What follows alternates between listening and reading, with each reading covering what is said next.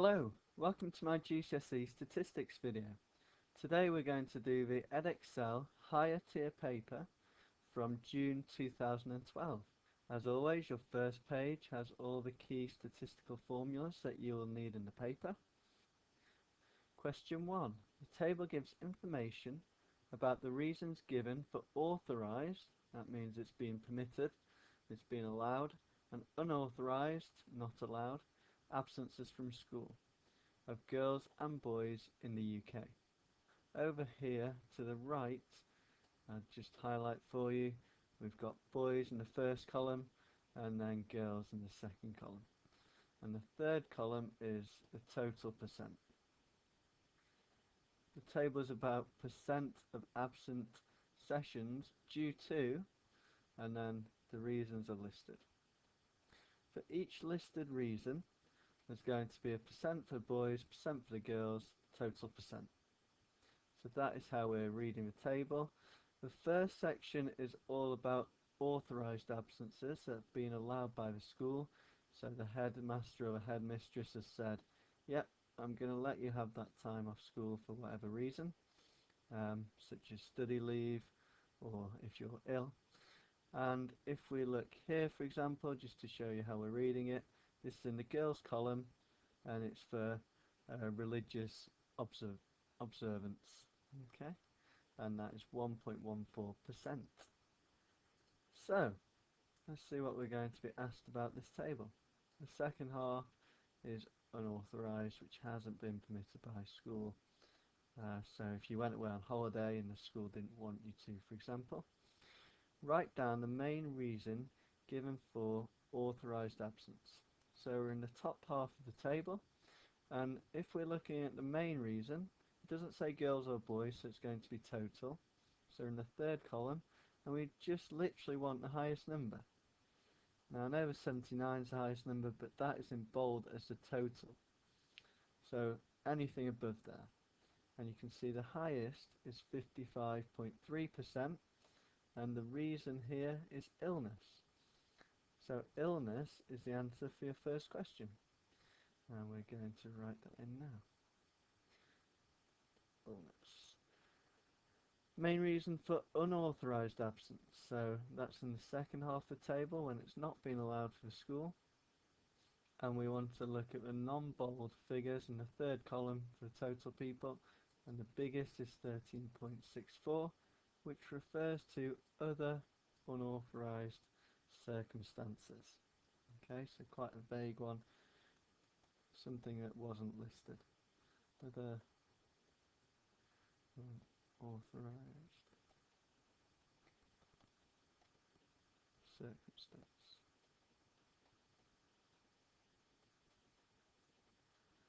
Okay, the percent of boys' absences was more than twice the percent of the girls' absences for one of the reasons listed above in the table.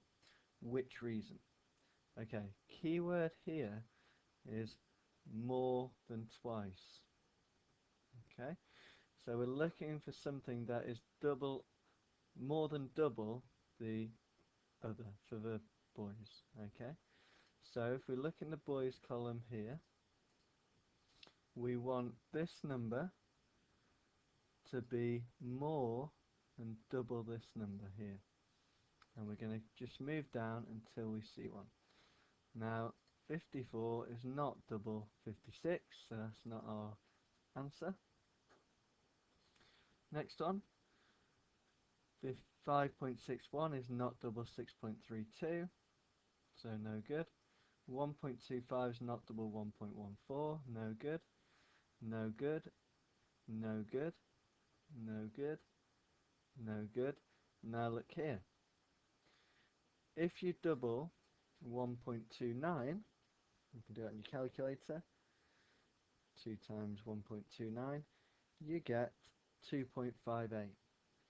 Now 3.52 is more than that. So 3.52 is more than double 1.29. So our answer is going to be the corresponding reason, which is excluded, no alternative provision. I'm going to try a new thing here because I realise it's taking me quite long to write in these statistics exams because they're quite wordy. So I'm going to give typing a go. Okay, so the answer is excluded, no alternative provision.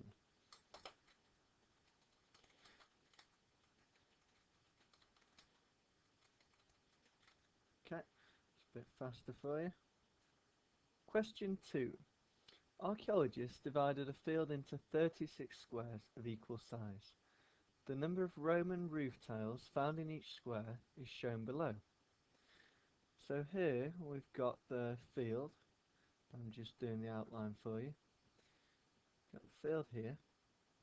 And what we've done is we've numbered and lettered the sides so that we can reference. So we've numbered from 1 to 6 vertically and from A to F horizontally. This gives us cell references, and for example, if I was in this cell here, that would be C across and 2 down, so we would call it C2. And you can see from the key that the number inside means how many roof tiles. So if there was a 3 inside, that means there's 3 roof tiles in that square. And what it's done also in the key is told you that A1 is an example of this. So the cell A1 had 3 Roman roof tiles found in it. Question A says, use the information above to complete the choropleth map. So let's scroll down, and this is the choropleth map, where instead of using numbers, we have used, it's coded basically to use like shading or circles or some kind of key. And we have another key here that explains what's going on.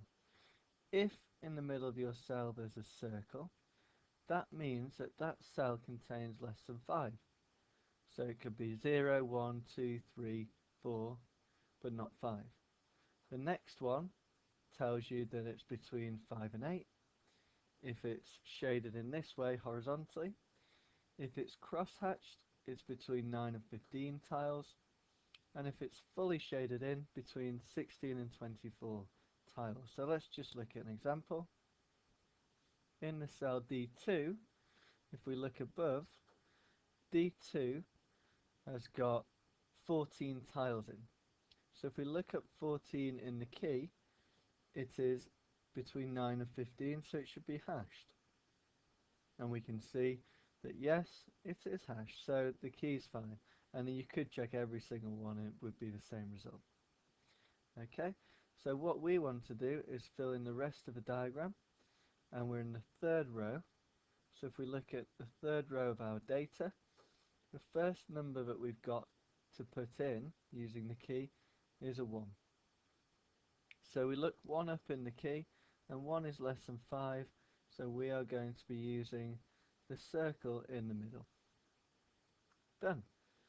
Next one, we're looking at B3, and we can see that has 3 Roman tiles in, and if we look up 3 in the key, that's less than 5, so it has a circle in the middle again. C3 has got 8, so it's going to be in the next category when we look, which is from 5 to 8, which means that for our key we have to draw our diagonal lines going across. For the next one, D3, what we have is 18 Roman tiles, and if we look this up in the key, then that's going to be between 16 and 24, so it's going to be shaded as a solid block of colour, preferably black if you do have black in your exam, but the examiner will get the point if you shade it in fully. Okay, E3 for the next one is 18.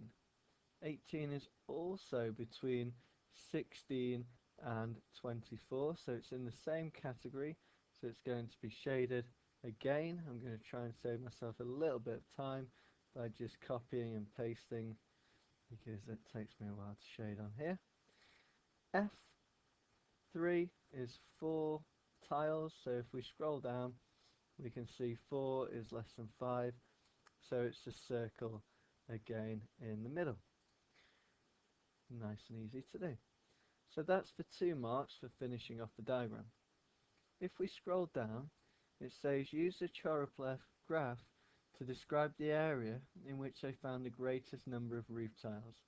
Give a reason for your answer.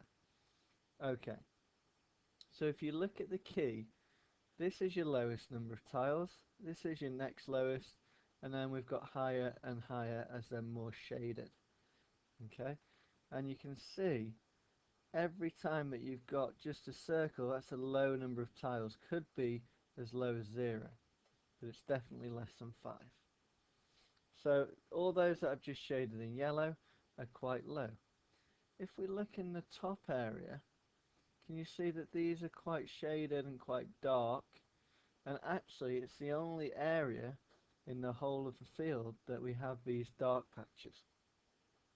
So that is going to be the area where they found the greatest number of roof tiles. So the top right area, because this has the most shaded area. Okay, job done, and that's question 2 finished. Moving on to question 3. Collis Town Council want to produce a magazine for adults living in Collis. The council want to find out the topics that adults are interested in. They decide to ask a sample of the adults. Write down 2 advantages of using a sample rather than a census. Now in a census, what you would have done is asked everybody in the population of the town. Sample, you pick some people in the town and you ask them, and then you kind of generalize that to account for the whole town. So the advantage of using just some of the data rather than all of it is easier and quicker and cheaper to collect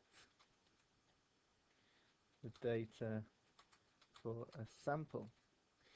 Now think about when you've actually got the data. If you've got loads and loads of data, it's going to be very difficult to work with and manage. Okay? Less data will be easier to work with and manage. So we've given 2, maybe even more, clear advantages of using a sample instead of using all the data. Describe a suitable sampling frame that could be used. Now, sampling frame is what you use to get your sample from. So, for example, if you were picking names out of a hat, well, all the names is your frame. It's everything that you're starting with. So in our case, we are picking names of adults, but we only want the people who live in this certain council. So you might be thinking now, well, how are we going to get a list of people, a list of everyone who is an adult in that town? Well, there's something called the electoral roll, which is where people who are adults in the town are all registered on it. Their name is on that list, and that means that they are entitled to vote. Okay? So you could use the electoral, I can spell it,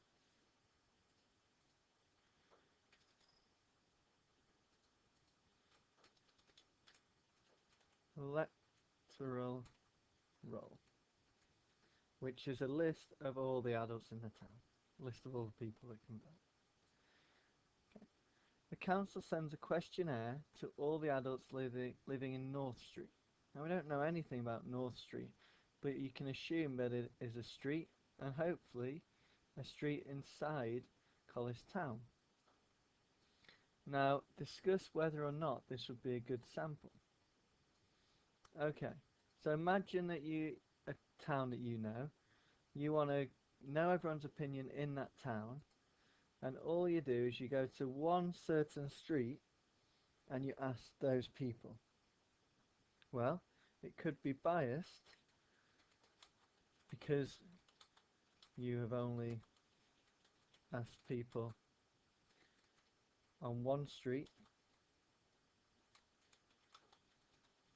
and they may have similar opinions.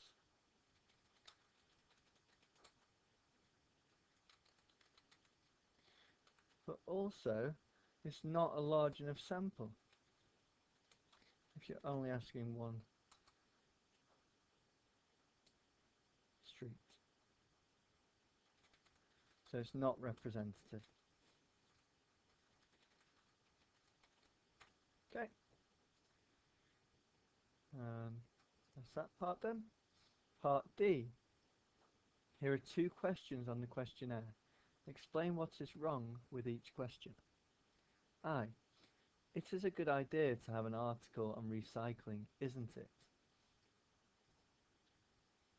Think about how that question is worded. That isn't it? And it is a good idea. That's not really very fair. And that's what we call a leading question,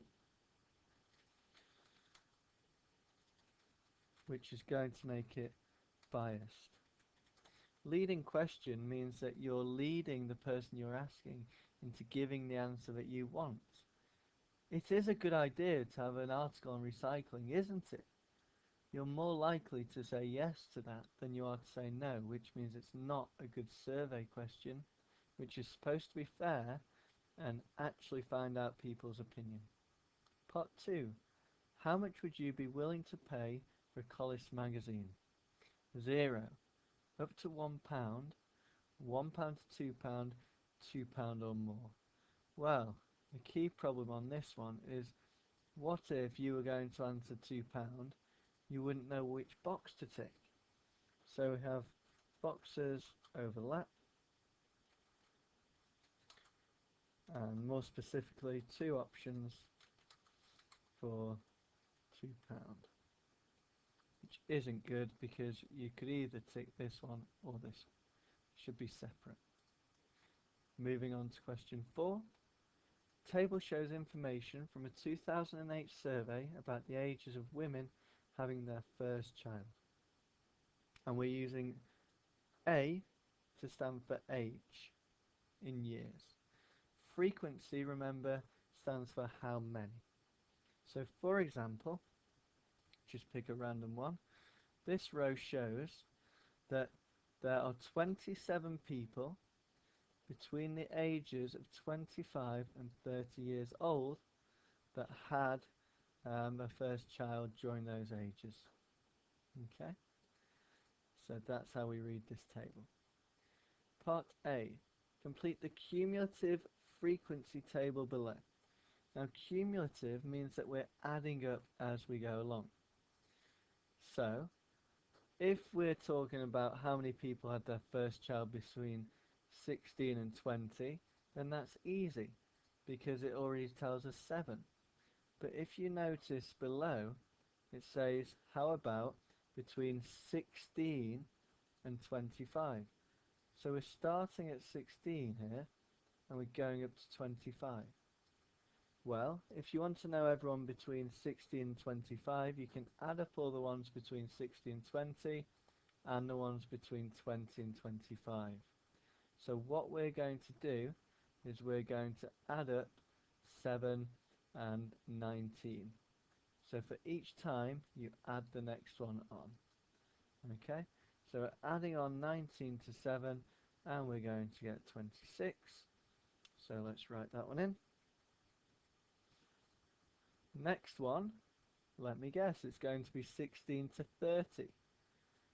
So 16 to 30, we want everybody from the top category all the way down to the third category. I didn't want to drag both of those, so we're going to have to undo that. So from 16 this time and to 30. So we want the first, second and third. Now don't forget we've already added up the first two. They came to 26. And now we're adding 27 onto that. So that is going to give us 53. For our next answer, cumulative adding up as we go along. That's all you have to remember. The next one, we're going to go from 16 all the way up to 35. And we've already added up to here. So we just want to add another 27 on to 53. And that's going to give us the answer of 80. And then we want to go all the way up to 40. So we want to go to the next one. We've already added up to the part here. We want to add up another 17. So that takes us to 97. And for the final one, we want to go all the way up to 45. So we just need to add on the last one. And then we've added up all of these frequencies. And lo and behold, it comes to a lovely number of 100. So let's write that in. 100. We've completed our table. It's just one mark, nice and easy. If you're not too confident with adding up, use a calculator. That isn't a problem. Part B. Draw a cumulative frequency diagram for this information. Now what I'm going to do is a quick trick to copy in the table that we've just completed. In your exam, you would have it next to these two pages would be next to each other. Okay. So we've got our table, and what we're going to do is we are going to plot the cumulative frequencies at the maximum point of each group. The reason that we're going to do this is by the time we get to the maximum point in the group, then we are sure that we've had that many. For example, from 16 to 20, there's 7 in that category. So, by the time you're at 20, you've definitely got 7 cases. Okay, so at 20 in years, we're going to plot 7 people. And let's figure out a key quickly. It takes 5 steps to get up to 10, so each step is a 2. It's going up in 2s, and 7 will be between 6 and 8, halfway between. So that's our cross.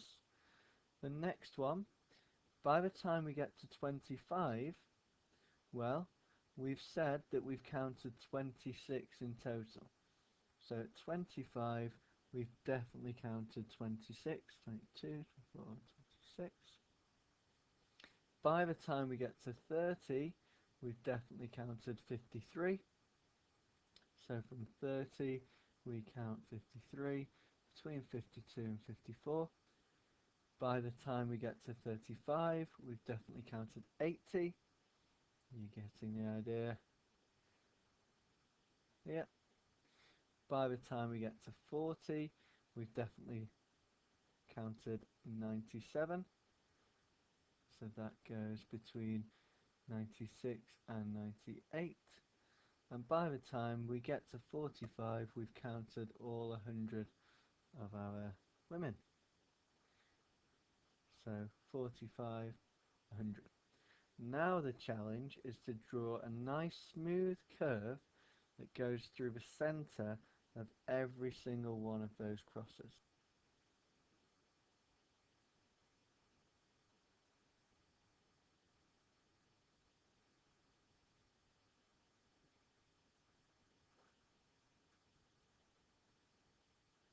Okay, I think that is the best that I'm going to get with this software. The smoother the better, making sure it goes through every single point. If it doesn't go through one of your points, rub it out because you'd be doing it with a pencil, and start again.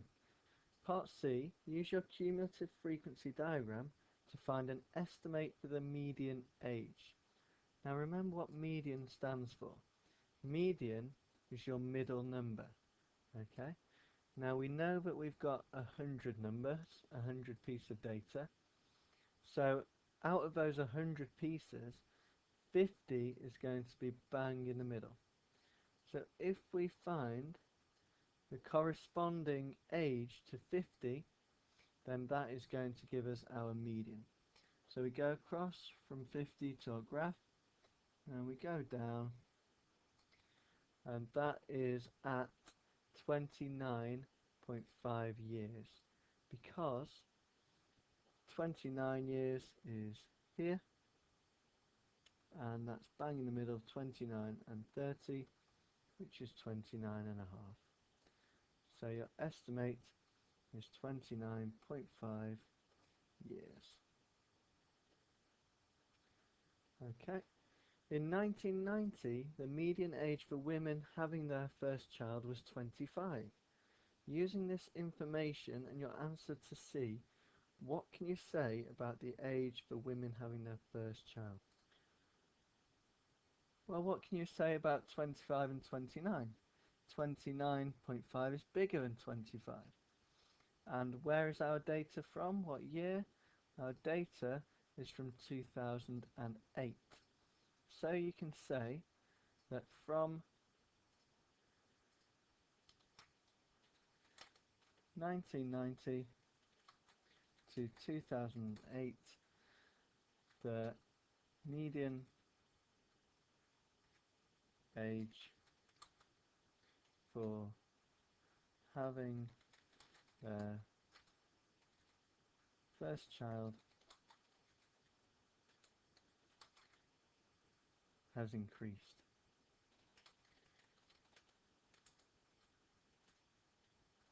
So this means that women are waiting longer to start a family. Okay, that's for 2 marks.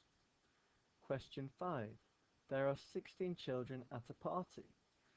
Here are their weights in kilograms, and you've got a nice long list. Complete the ordered stem and leaf diagram for the weights.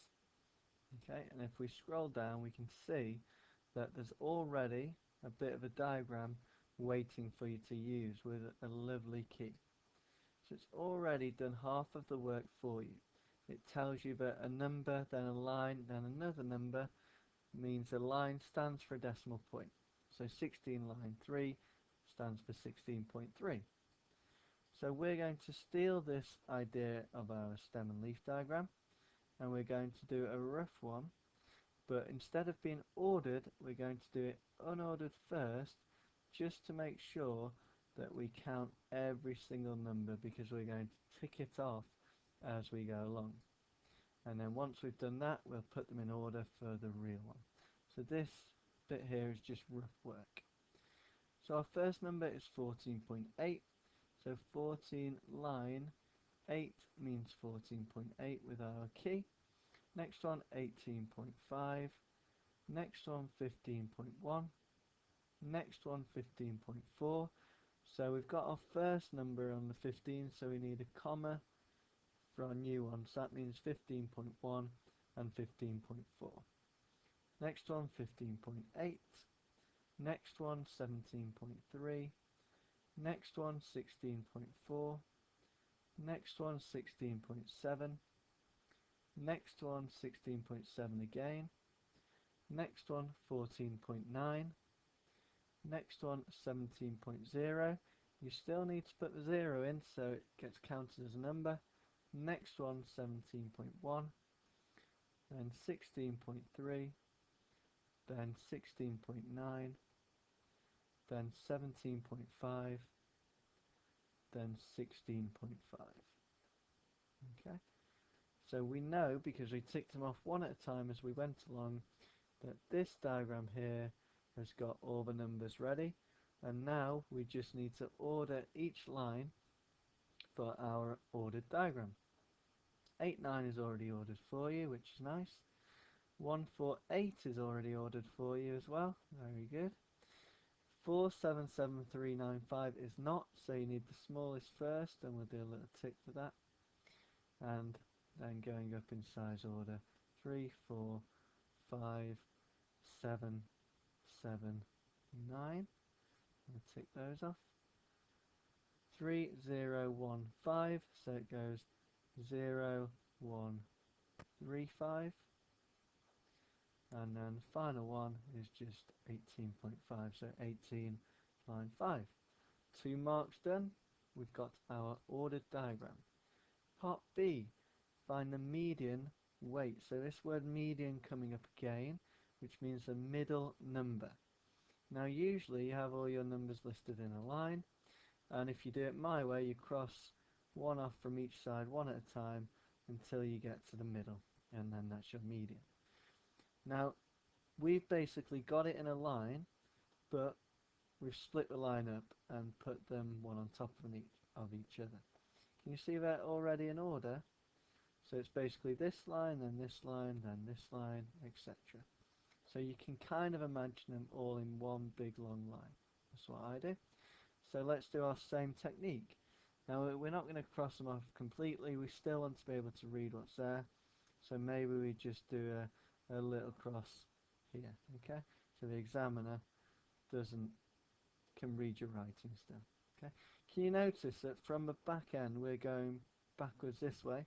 Because that's what we would have done normally. From the bottom we go up, from the top we go down. Okay. So we carry that on. Hope the examiner doesn't think that we're giving him kisses. And we finally get to two middle numbers, 5 and 7. Okay. But do not be fooled in writing those because of your key. So actually it's in the 16 column or 16 row, so it's 16.5 and 16.7. So what number is halfway between 16.5 and 16.7?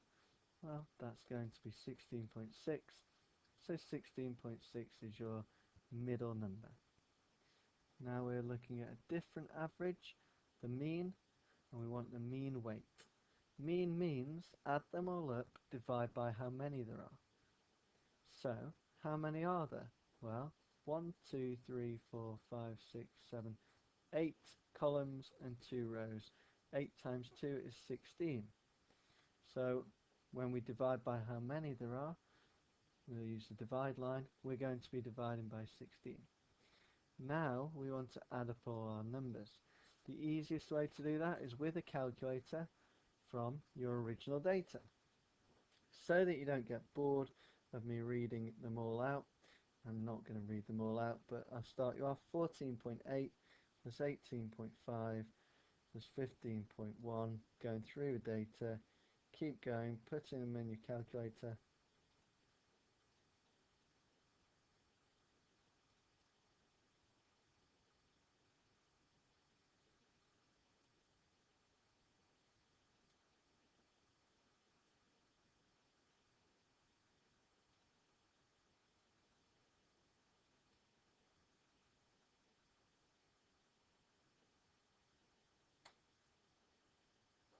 And you should get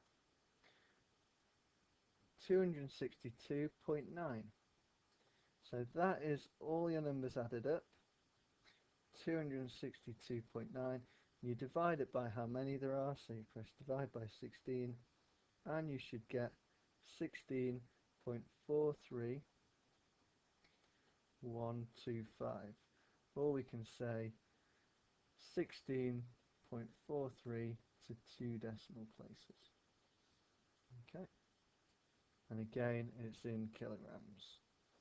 Moving on to part D, next page.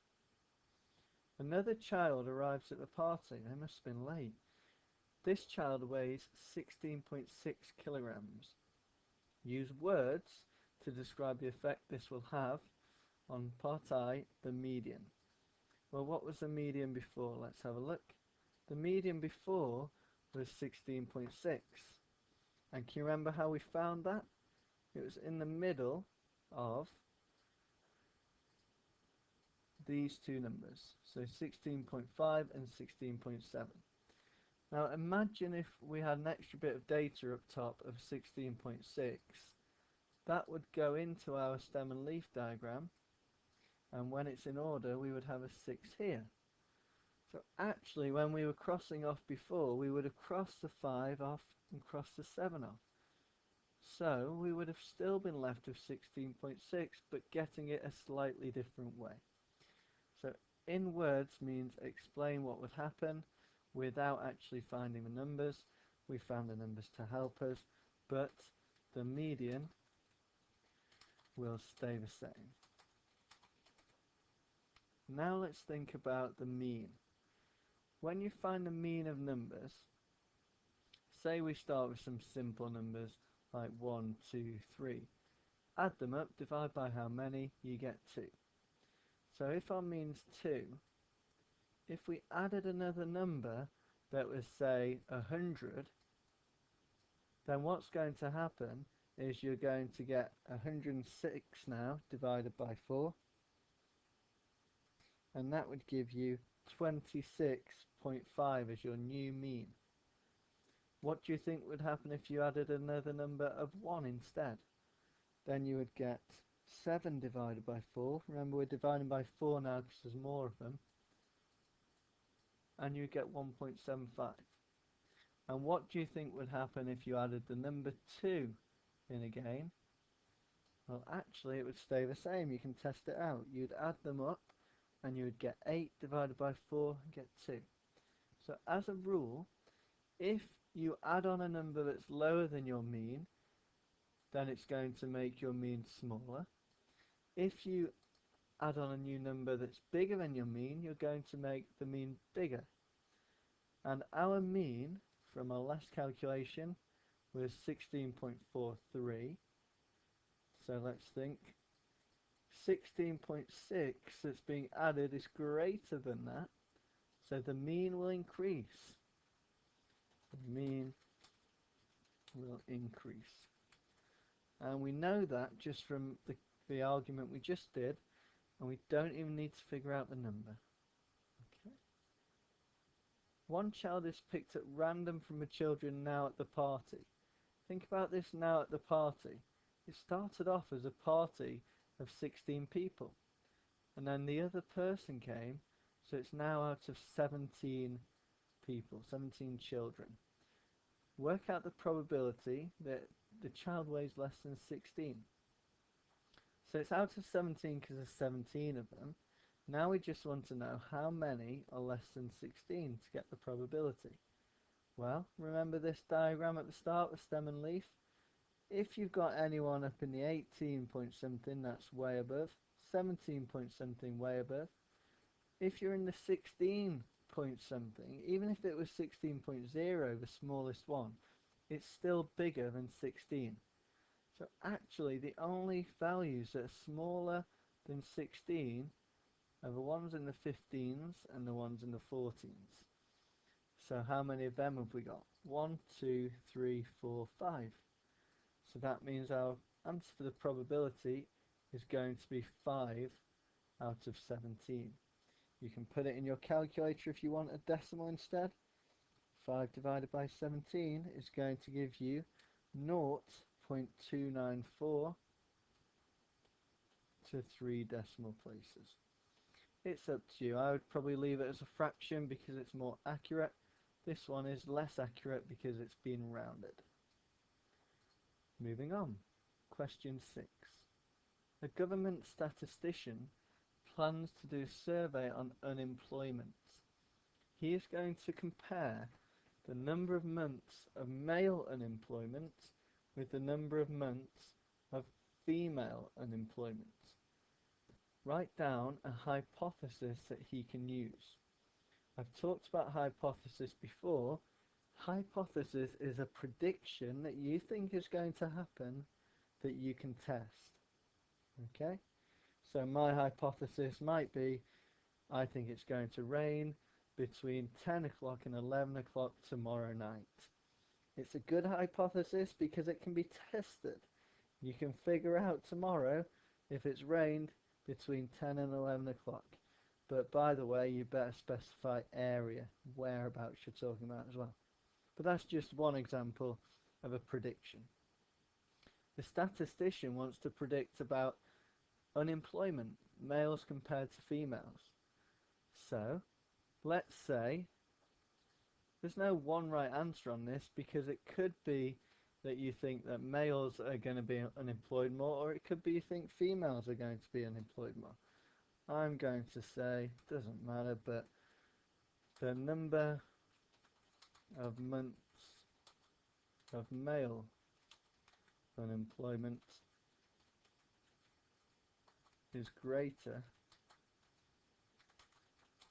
than the number of months of female unemployment. Okay, so that's our prediction. Hopefully we can test it. Below, the table shows some information about the number of months of unemployment of males and females aged 16 and over at the end of 2007. So we can see that we're now using X for number of months of unemployment. And we've got data on males, percent-wise, and percent females. So for example, here we're between 3 and 6 months of unemployment.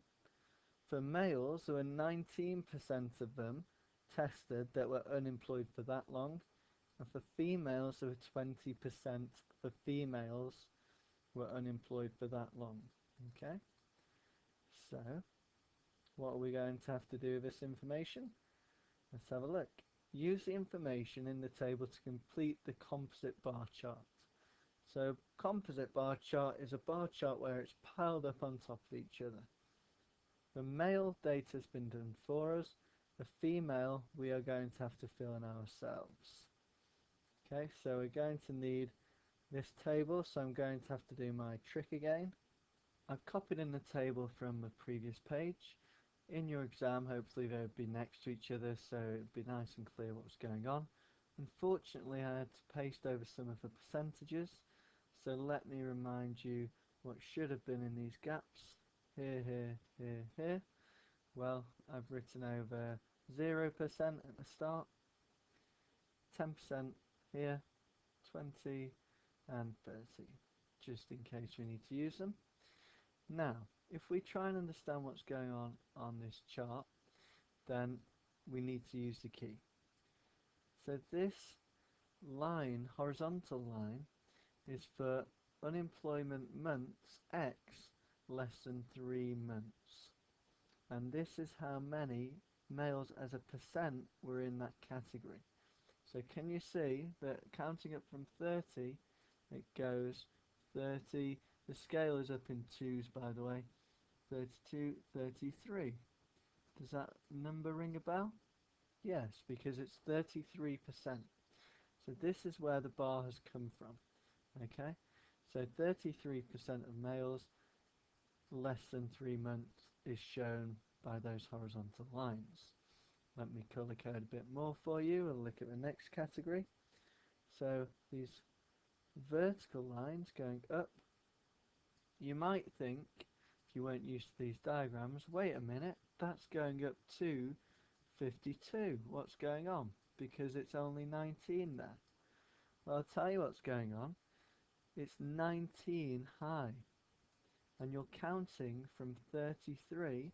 If you add on 19, guess where you're going to get to?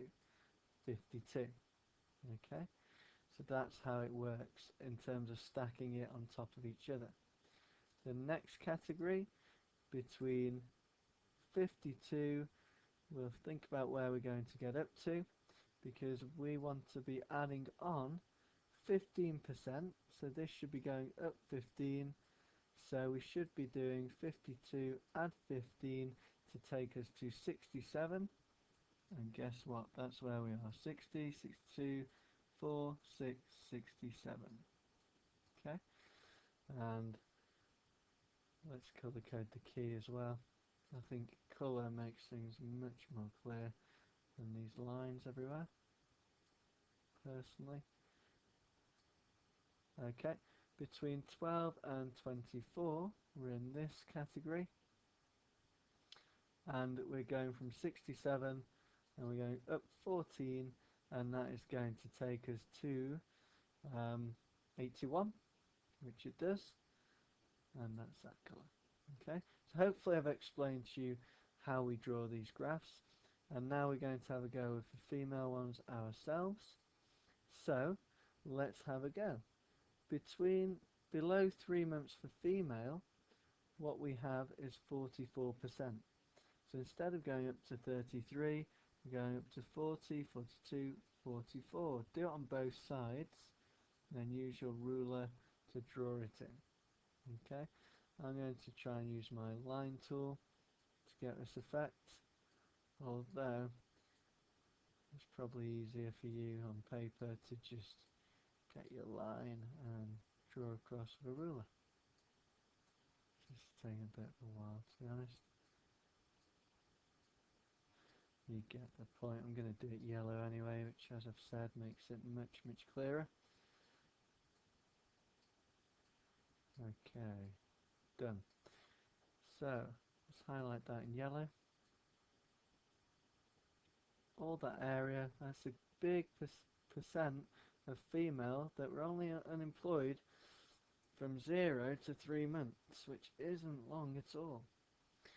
Next section is going to be between 3 and 6 months, and we want 20% of females. Now remember, we're already up to 44, so we want to count up on our scale and add on another 20 to get us to 64%. So here's 60, here's 64, and again we're going to draw a line in. I don't know if this line tool is quicker or not, but I've started, so I might as well carry on using it. Okay, and I'll colour it in green as well because, like I've said, I just think it makes it much clearer. Okay, next section we're looking at, and we are looking at between 6 and 12 for months of unemployment and 17%. So we need to go up 17 from 64. If you're on 64 and you add on 17, that's going to take you to 81. So we're up to 81. Drawing across. And this time we want the sloped lines. And we want to go... I'll just use a pen for this one. Sloping this way. And I'll shade it in pink too, just to make things clear. Next category is going to be between 12 and 24 months, and we want to add 10% for this group. And remember that we're already up to 81. If we add another 10 on, it takes us to 91. So nice and straight across. This time our lines go the other way around, and I'm going to shade this part in blue to make things nice and clear. Okay. And that's going to take us, as I just said, to 91. 2 more categories to go. Category for between 24 and 36 months, and for female we want 4%, so that's going to take us up to 95. And hopefully, because we've got 5 left at the top, you would hope that there's only going to be 5% left for the top group that isn't going to need any clever colouring or shading, because the key just says it's blank. And yeah, 4% for that one, 5% for the final one. So now we have it nice and clear, and it's really nice to compare because you can see straight away the different sizes and which is bigger. For instance, we can see that the bottom category for male is smaller than the female, and if we interpret that to think about what the sizes are telling us, it's telling us that there's a higher percent of females that were unemployed for less than 3 months, which is a good thing for the females because they're unemployed less time percent wise. Part C, using information in the composite bar chart, what conclusions can you make about your hypothesis? Let's look back to our hypothesis. We hypothesized that the number of months of male unemployment would be greater than the number of months of female unemployment. Well, what we can say is we can say that this looks pretty much correct, because if you look at the areas where it's a long period of time,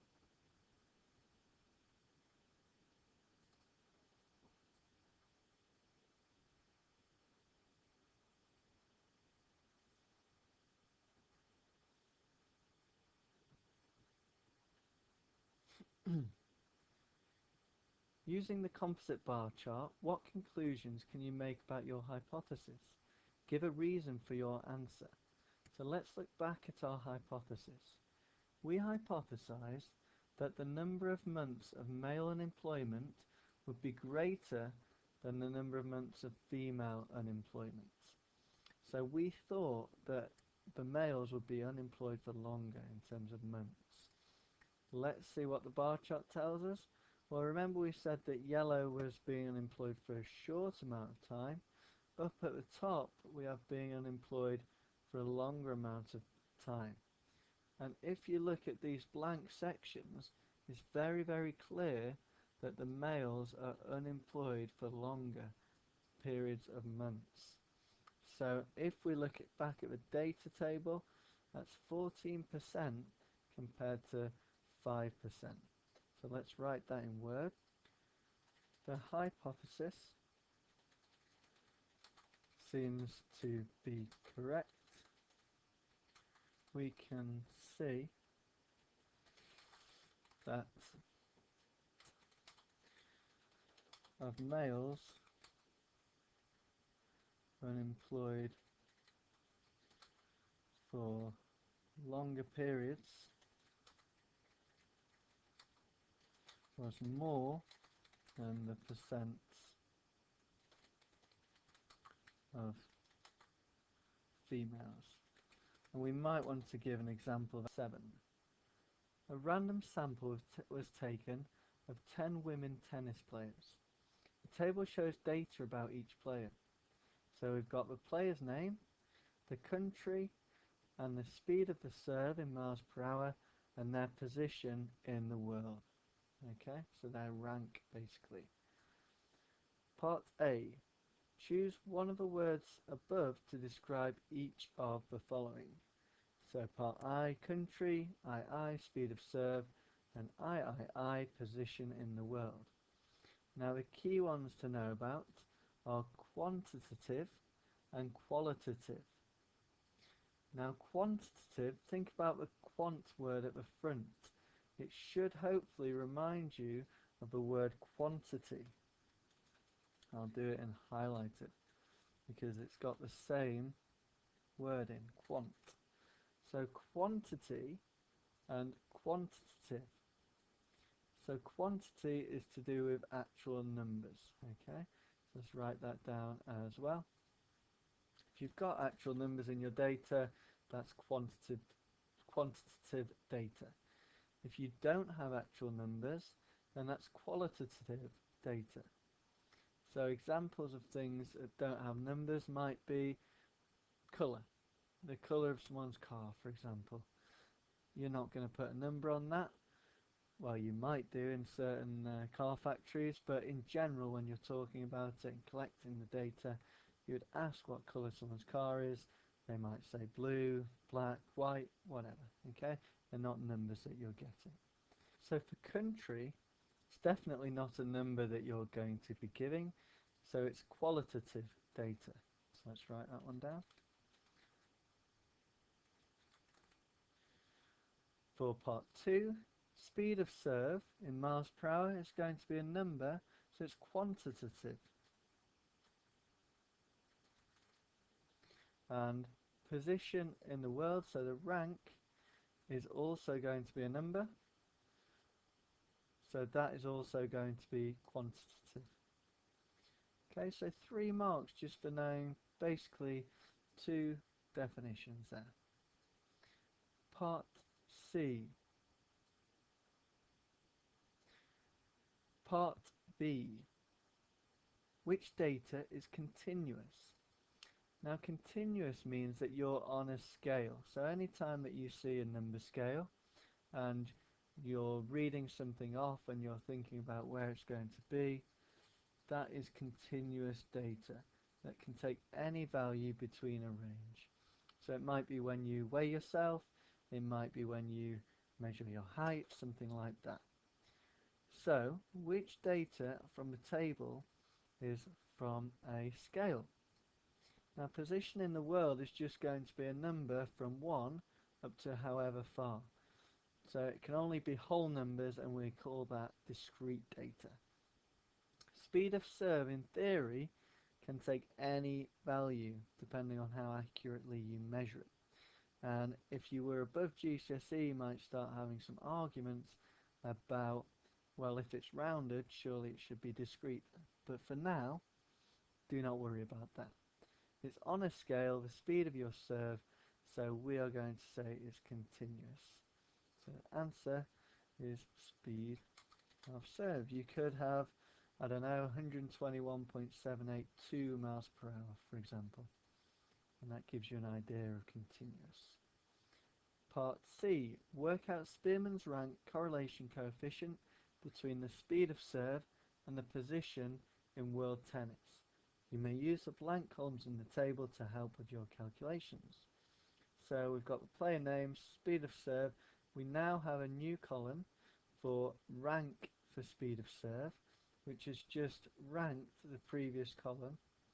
And because they were already in order, then the rank was very easy. It's just gone from 1 to 10. We're going to label this column and let's call it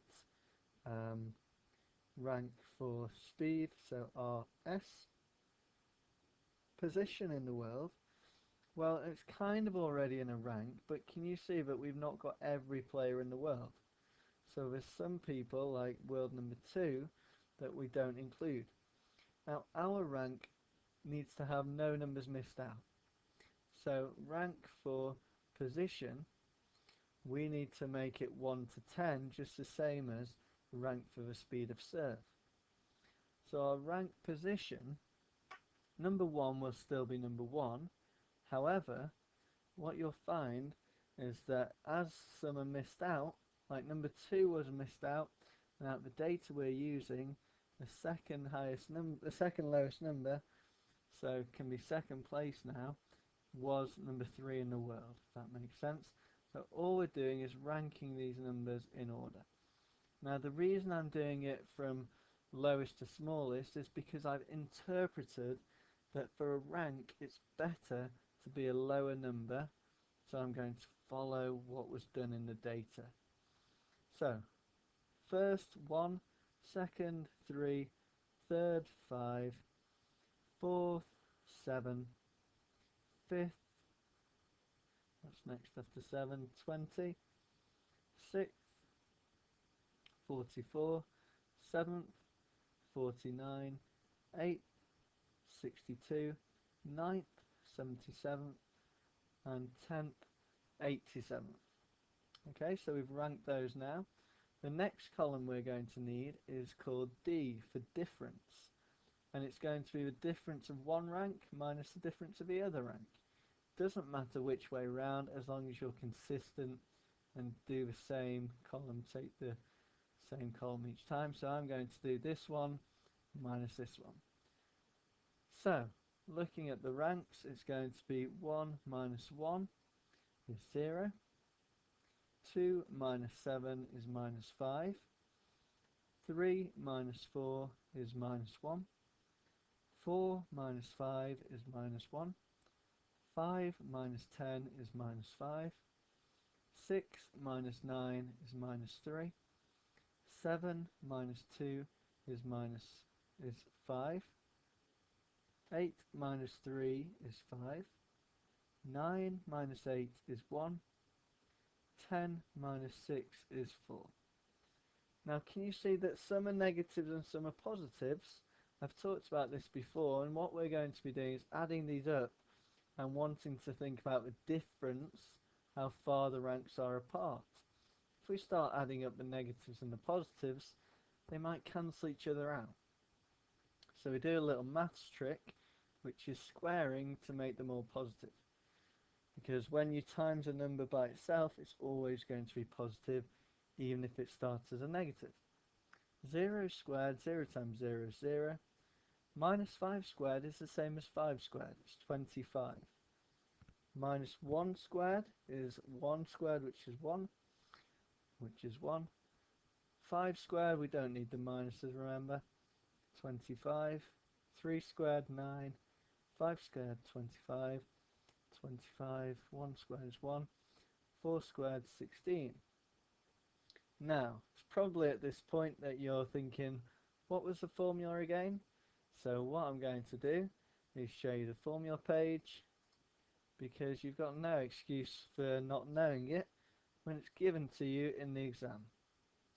So it's 1 minus 6 times sum of d squared over n brackets n squared minus 1. Let's write that down then, where we have a bit of space down here. So it was 1.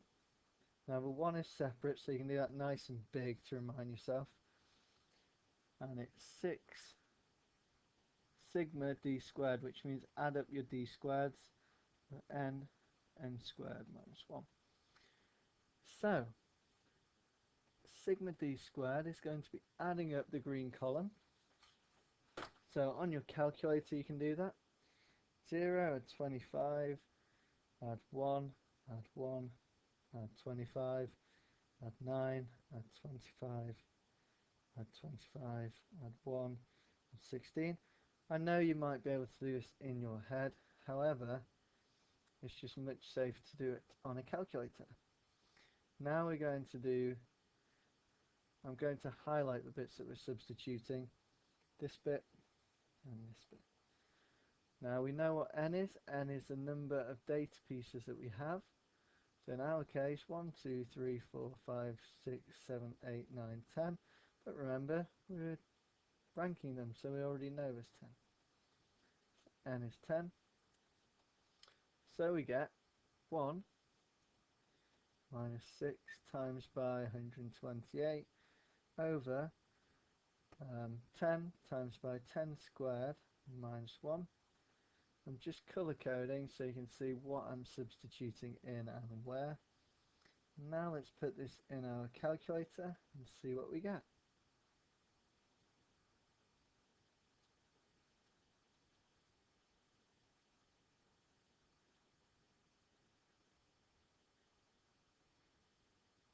And you should get 0.224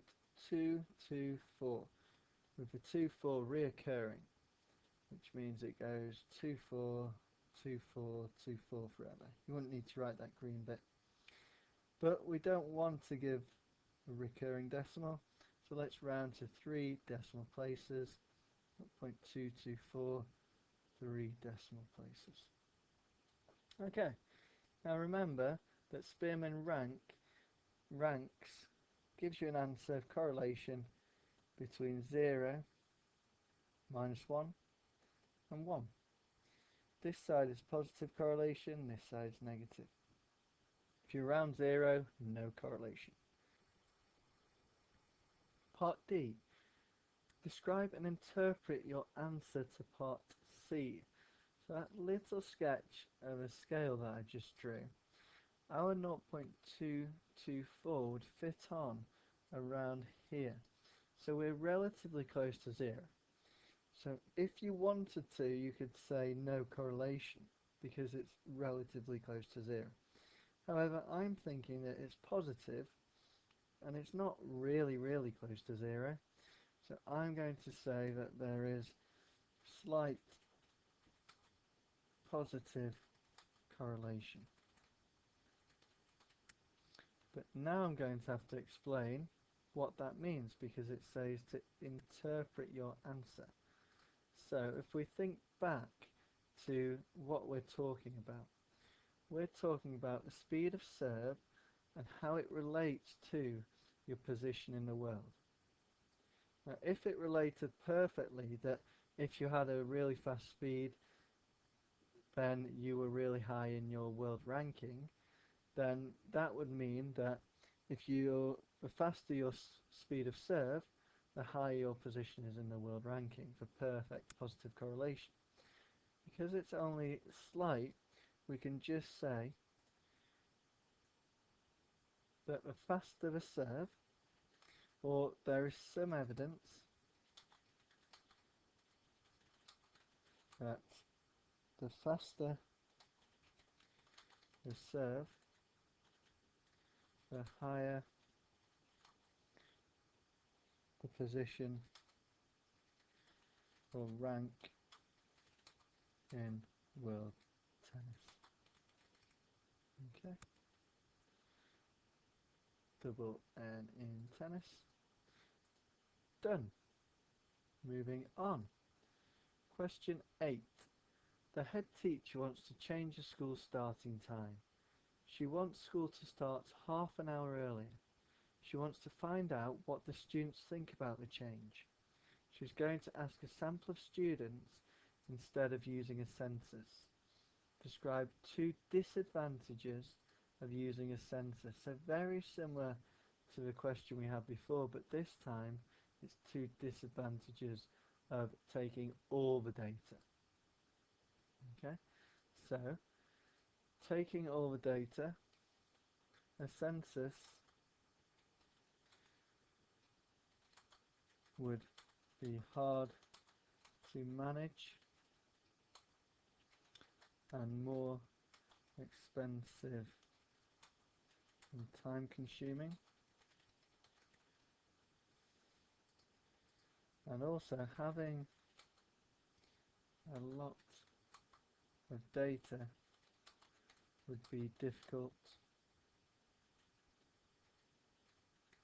would be more difficult to analyze. Okay, next part. The head teacher wants to use a representative sample of 100 students. There are a total of 800 students in the school. The table shows the number of students in each year at school. So in year 7 we've got 144 students, year 8 144, etc. all the way up to year 13 where we've got 88. Describe in detail how she should take this sample. Now the key word I think here is representative, because that means that you're probably going to want a stratified sample so that you are having a fair representation of each year group, which means that because there's more people in year 9, you should have more people in year 9 in your sample. Because there's less people in year 13 and 12, you should have less of them in your sample. So the ratio should be the same. So let's try and describe how she would go about this. So let's first off say what we're going to use. She should use a stratified sample. Okay. Now, how would she do that? Well, she would have to figure out how many to have in each category. Now remember, we want 100 students out of 800. So if we talk about the total number, and we talk about the sample that we want,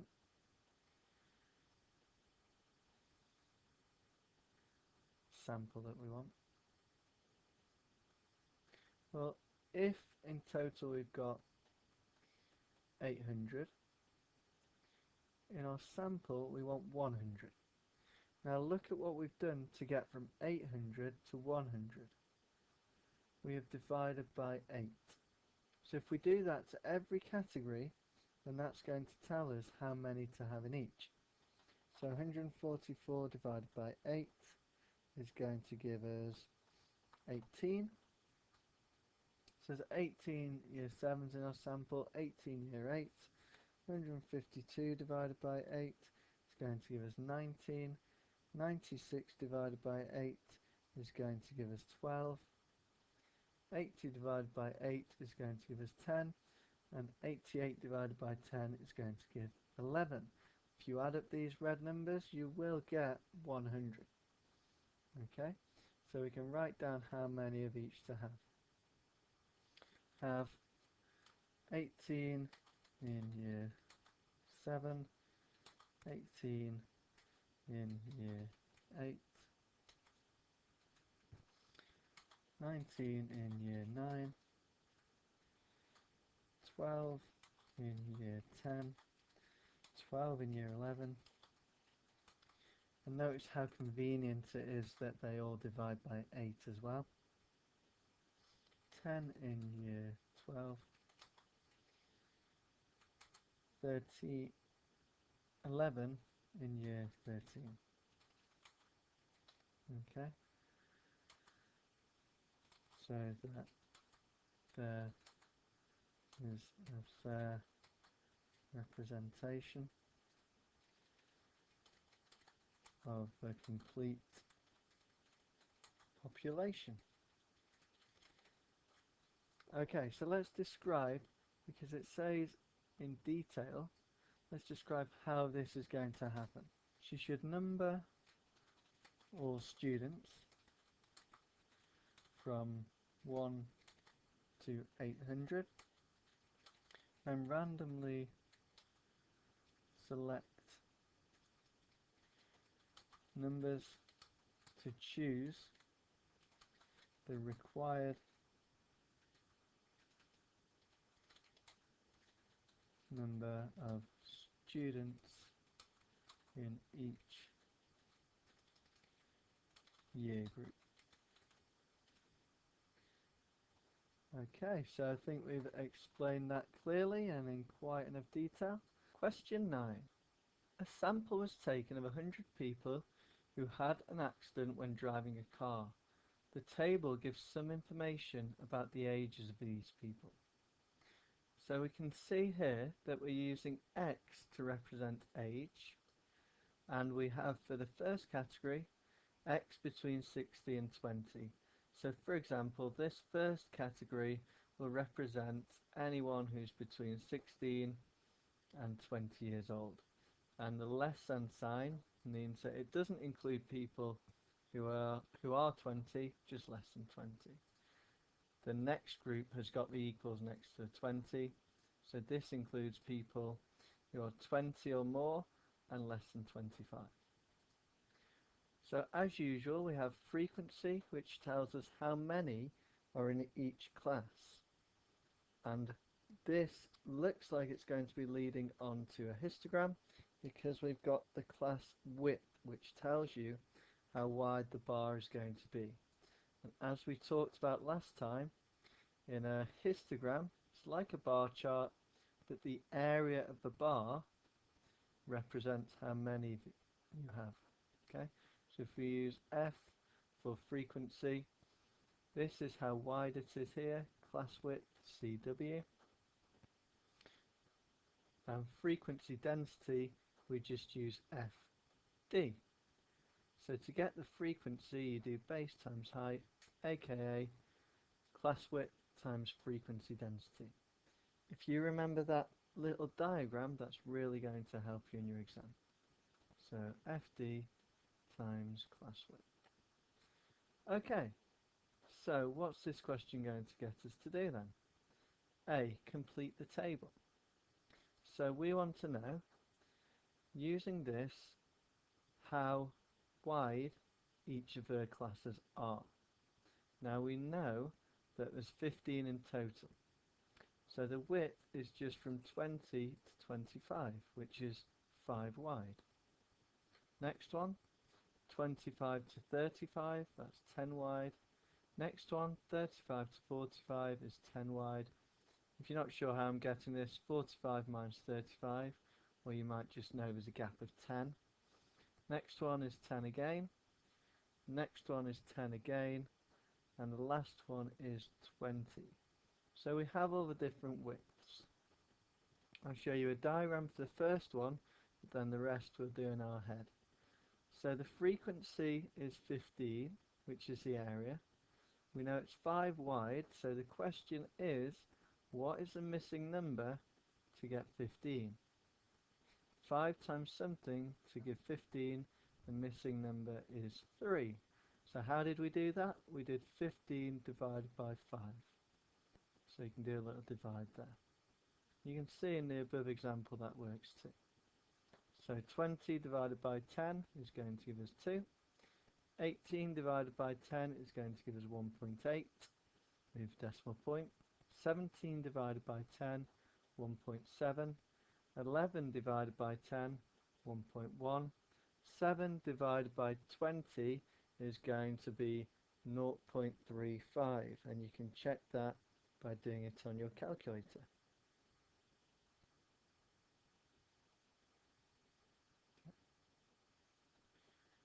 So that's question 9A then. B, draw a histogram to represent these data. So we've just got 3 marks for filling in the table, and we're going to get 2 marks for drawing a histogram. But if you notice, it's already got the frequency density and the scale figured out for you, and the age along the x-axis. Okay, so all we need to do is draw our rectangles. So the first rectangle is 4 wide and 3 up. So we go 4 wide, 3 up. 16 to 20. So we do need to know a scale here, because to go from 10 to 20 we need to go up in 2s. 12, 14, 16, 18, 20. So our first one is 4 wide and 3 up. So I'm going to get a line tool so that I can show you this nice and clearly without making a mistake. So we're going to go from 6 up to 3. This is what it would be like in your exam with a ruler. Bang on. Okay, first rectangle done. Next one is 5 wide and 3 up again. Bit of a trick. So from 20 we're going to go to 25, which is in the middle of 24 and 26. So next one done. Third category is 10 wide and 2 up, and it's going from 25 to 35 if you're not sure. So up to 35, and we're going up to 2, drawing across. Next one, from 35 to 45, it's 10 wide, up 1.8. So it's going to be up to 45 and up to 1.8. We need the scale, 1.5, 1.6, 1.7, 1.8. Each square going up is 0.1. Next one is 10 wide, 1.7 up. So 10 wide is going to take us to 55, and 0.7 up is going to get us to here, because here is 0.5, 0.6, 0.7. Next one, 10, that one again because it's not 0.7, it's 1.7. So we go from 55 to 1.7, so 1, 1.5, 1.6, 1.7. Okay. Next one, 10 wide up to 1.1. So from 65 to 1.1. Here. And the final one is 20 wide, but only 0.35 high. So 20 wide is going to get us to 85. And 0.3 is going to be here, 3 squares up. 0.5, just go halfway there. Okay, that gets you to 0.35, which is halfway between 0.3 and 0.4. Okay, bang in the middle. Done. So that's why it's 2 marks, because the hard work of the scale is done for you. Moving on. Young drivers pay more for their motor insurance than older drivers. Use your histogram to explain why. So let's look at our histogram. Some young drivers, we would say between 16 and 20. Older drivers between 65 and 85. Now, let's have a look at what happens on here. For younger drivers in this category, their frequency of accidents is going to be 12. And the frequency of accidents between 65 and 85, you can see it's less by comparing the rectangles. Okay, so they're having less accidents. So if what insurance is meant to do is cover you depending on how risky you are.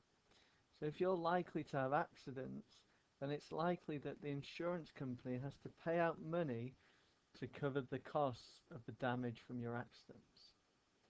Okay, so we need to put that into our answer, and we also need to explain that younger people have more accidents. Younger people have more accidents.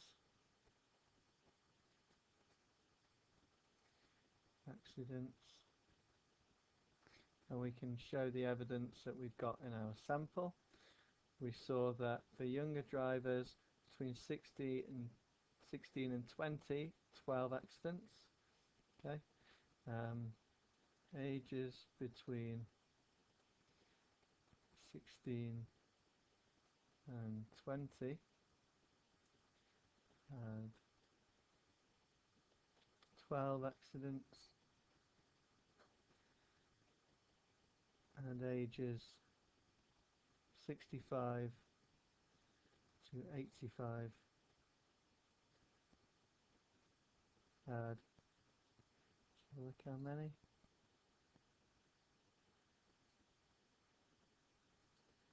7 of the accidents.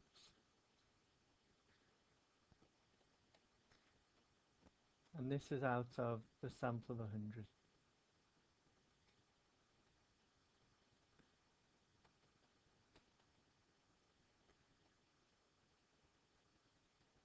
I forgot that I was just using the text tool, so I'm going to go back to using that again.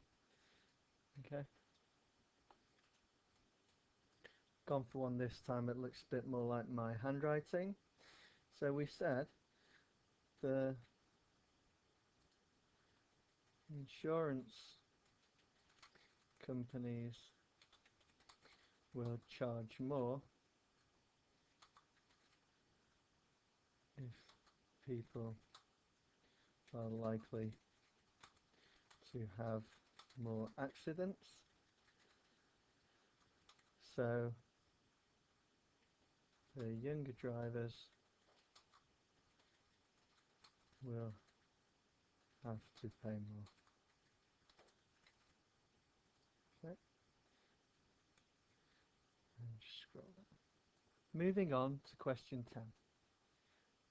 The table gives information about the number in millions, very important, of visitors to Great Britain during the years 2007 to 2009. And you can see that our information starts in summer 2007 and goes to autumn 2009. Okay, and we split our year up into 4 quarters, 1, 2, 3, 4.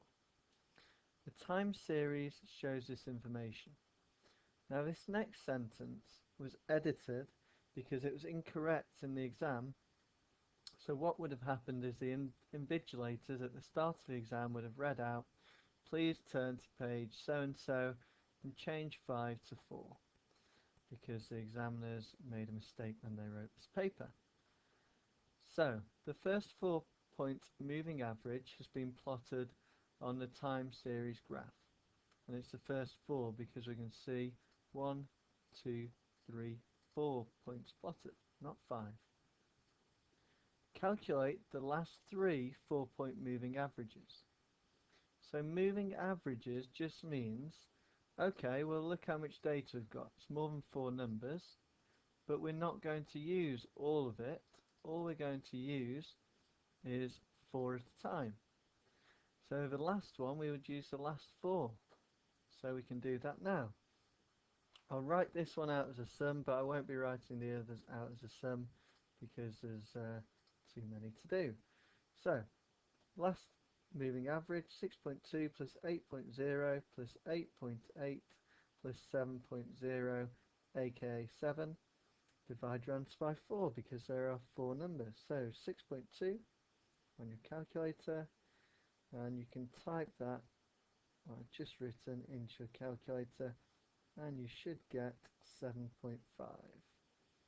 Okay. So your last moving average for the last 4 numbers is 7.5.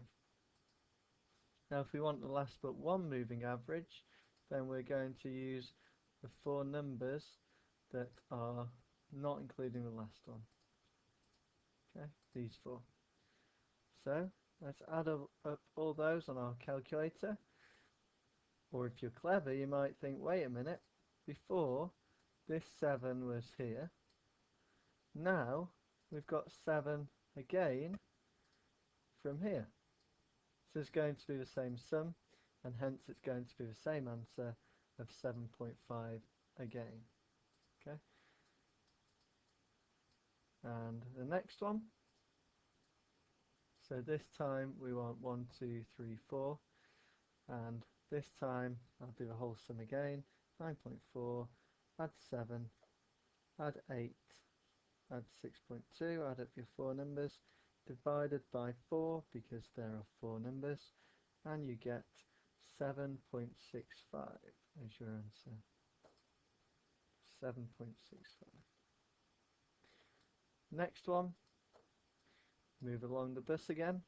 So 8.4 plus 9.4 plus 7 plus 6.2, divide by 4, and you should get 7.75. 7.75. So they are the last, well, we've done the last 4, but we only need the last 3, not to worry. These are the last 3, starting from the latest one, 7.5, 7.5 and then 7.65. So let's plot those on, because that's the next question. So the last 3, let's write them in, 7.65, 7.5, 7.5. Plot these moving averages. Now, the average has to be plotted in the middle of the 4 points that you're talking about. So when we were talking about these 4 points, then the points that we're going from are from summer 2008, so 3 2008, which is going to be here, and we're going to spring, which is 2 2009, so it's going to go to here. Okay, now you want your average for that period to go bang in the middle of those, so we are going to plot our average right in the middle, which is here. Okay, so the average that we got was 7.65, so let's go up to 7.65. Well, here's 7.5 and here's 8. Each little square is 0.1, so we go 7.5, 7.6 and halfway, 7.65 there.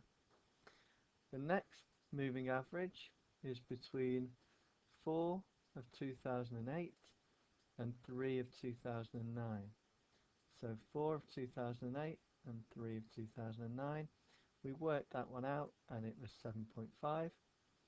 So we're going to plot 7.5 in the middle of those, which is going to be here. Now we go up to 7.5.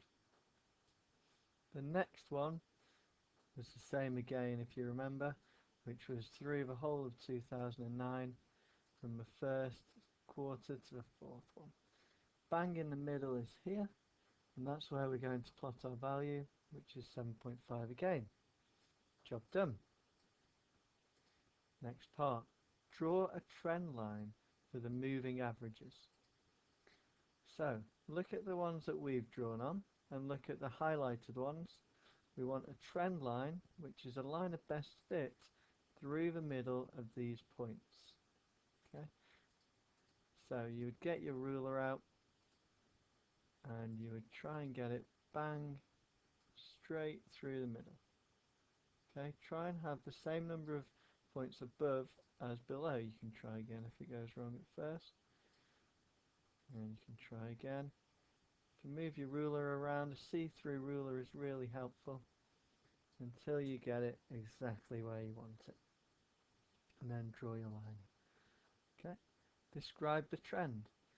So describe the trend is talking about, is it positive correlation, is it negative correlation, aka is it going up or is it going down? So remember, going from left to right, is it going up or is it going down? Well, the answer is this one is going down, so it's going to be negative correlation. There's your answer.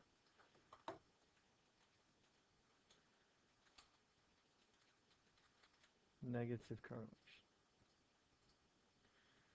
Part D. Work out the average seasonal effect for quarter 3.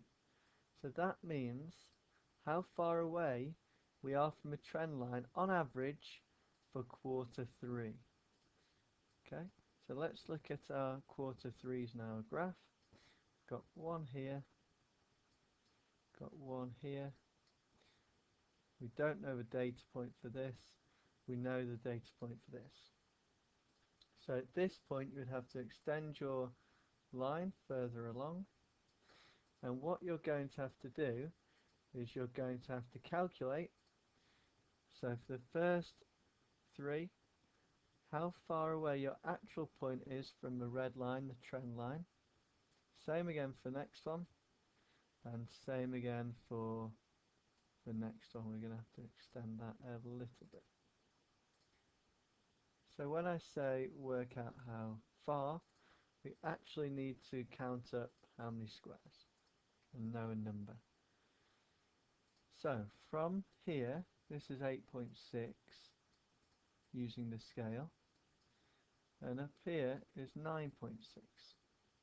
So it's gone from 8.6 to 9.6, which means it's gone up by 1. The next one has gone, if we're being very precise, from 7.95 all the way up to this one is going to be 9.4. Don't forget you've got your calculator. So if you want this distance here, you can think, well, we're starting at 9.4 down to 7.95, so do 9.4 minus 7.95 on your calculator. And you're going to get 1.45. Next one, we're going from 7.3 using the scale up to 8.8. So you can try that on your calculator, or you might be very good at mental maths and know that it's 1.5. So the 3 numbers that we care about in this question are 1, 1.45, try that again, dodgy square, 1.45 and 1.5. Okay, so write these down. 1, 1.45 and 1.5. Now if we want the average seasonal effect, we want the average of these 3. So you're going to add them all up, divide by 3. So let's do it as our working out in the next page. 1 plus 1.45 plus 1.5, add them up, divide by 3. Okay, so 1 plus 1.45 plus 1.5 divided by 3, and you're going to get 1.316, reoccurring for 6, okay, which means it goes on forever. But let's just give it to 2 decimal places to keep things simple. So 1.32 million to 2 decimal places. Okay, so that's quite a big seasonal effect. Part E. Use your answer to D to estimate the number of visitors in quarter 3 of 2010. So let's go back to our graph. So we're going to have to extend our trend line again, so to be fair, it would have been best if we'd have just left it all the way across our page when we first drew it on. Okay, so as a future lesson, just draw it all the way across so you don't have to keep messing about and extending it with your ruler. Okay, so the question's asked us about this period here, 2010, the third quarter. So we want to make an estimate about where our cross might be. In reality, it could be anywhere. But the cool thing about maths is we can make a good estimate using what's happened so far with our data, like this, to estimate where it might be maybe. Okay? So if it was perfectly on average, we'd be down here. However, we know about these effects that have been going on, moving it up. So our average effect, if you remember, was 1.32. So what I'm going to do to demonstrate this to you is I'm going to show you what 1.32 looks like. And it looks like it goes from here down to, that's 1.1, 1.2, 1.3, about there, 1.32. So it's about that much added on to what we've got there.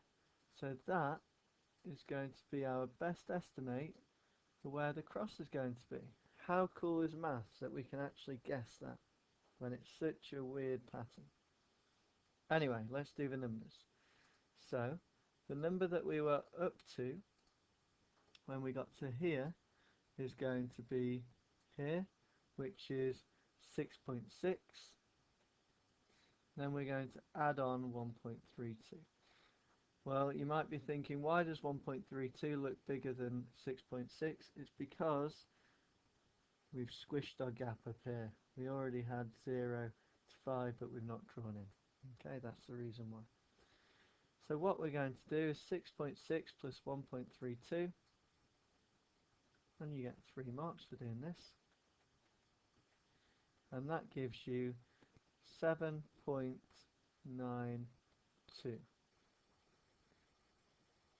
Moving on to the next one. Question 11. The box plot gives information about the time in hours taken by a random sample of male and female runners to complete a marathon. So at the top we've got the male runners, and at the bottom we've got the female runners, and we can see their box plots, okay, or box and whisker diagrams, whatever you want to call them. This cross out at the side is called an outlier, which means that it doesn't seem to fit with the original data. I'm sure we'll have to talk about that later in the question. Part A. Write down an estimate for the time by which 50% of the male runners had finished the race. Now, what's special about box plots is it splits your data into quarters. Here's one, here's another, here's another, here's another. I know they're different sizes because the only thing that's split into quarters is the number of crosses. And say you had 5 in each, you could have 5 crosses like this, or you could have 5 crosses like this. Okay? It really depends how spread out they are. So that's why some are longer and some are shorter. Hope that makes sense. So 50% is going to be here. That's halfway through our male data. If we read down, the chart is going up in 0.2, so that's 4.2. And that is the time in hours between where half of the males have finished. This half have finished. Okay, because I've done it in less time. 4.2 hours. Next one. Write down an estimate for the time by which 75% of the male runners had finished the race. Fair enough, very similar to the first question, but we're not going to complain if they're going to still give us marks. Okay, well, here's 75% of the data, 3/4, so the time is 5 hours there. Okay, you might be wondering why it's saying estimate. Part C.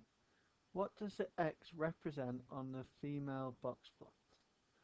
Okay, well, we've talked about that. It's an outlier that doesn't fit with the data.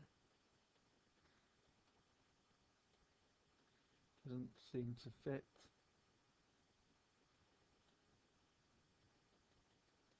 with the data. Show why point X is in this category. So let's look back at the diagram and see what's going on. So from looking at it, it does look like the cross is far away from the actual box plot. But in maths, we like to be exact, and we like to know, well, how would you know to put a cross there and not extend the line to there where the point is? So where is the cutoff point for how long the line is, basically? And what we do is we use the length of the actual box, which is called the IQR, okay, or interquartile range. And we use 1.5 times that length, which is 1.5 times the interquartile range. Now what 1.5 times that does is it gives us a length that we can use, and we can stick it on our box and see if anything is beyond it, and if it is, then it's an outlier. So that's what the formula is going to do. Now, I've shown you in the diagram. Let's have a look in terms of the numbers. So our interquartile range goes from 5 to 6, so it's just 1. And 1 times 1.5 is just 1.5. So that actual line that I did roughly is going to be that green line. And if we add it on, anything past that is going to be an outlier. Anything past that this way is going to be an outlier. So what value is this at? Well, it's going to be at 7.5 because we were adding 1.5 on. Okay, 7.5. So in terms of the numbers, what we do is we have the upper quartile, or Q3, and we add on 1.5 times the IQR. Q3 is 6, so 6 plus 1.5, anything above 7.5. So that is our working out that we're going to need.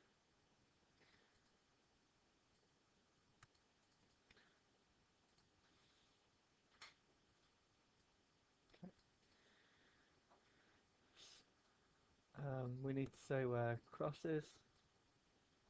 The cross is at 8.9. So cross is at 8.9. Outliers above this, okay, 8.9 is greater than 7.5, so is an outlier. That will get you the answer. Okay, moving on to part B. Compare the distributions of the times that the male runners and the times of the female runners. So, what we need to do when comparing box plots is compare the spread, which we use IQR, and a measure of the median, which is going to be your average, so median. And we can also compare skew depending on how many marks the question's for. Looking at part D, it's for 4 marks, so we're going to have to compare everything we can. Okay. So, starting with the IQR, which one is bigger? Well, we can see without even doing any maths that the male IQR is bigger. So we're going to write that down. Male IQR is bigger than female IQR. Okay, that's 1 point. Let's look again. Let's talk about the median. Who has the bigger median? Well, here's the male median, here's the female median. So the female median is higher, or bigger, whatever you want to say. Okay, that's 1 point. Female median is higher. That's another point. Let's compare the skewness. Remember last video I told you about looking at skew. So I told you P for positive skew, turn it around, and if that goes into your data, it's going to be positively skewed.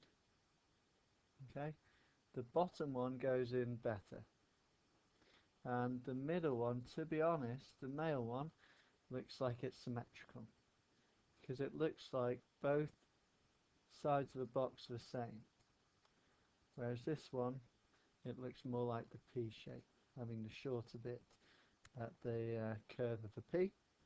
So we're going to say the male data is symmetrical and the female data is positively skewed. That's going to be 4 points.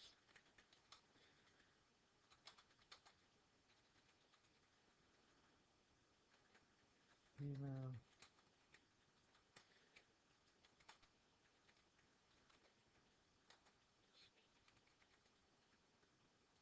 brilliant. Part D done. Moving on to question 12. There were 20 people in a figure skating competition. The mark X for each person was recorded.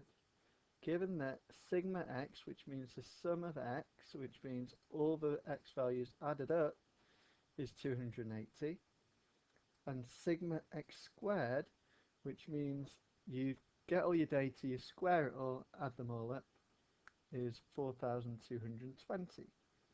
We want to show the mean is 14. Well, first of all, n is how many people?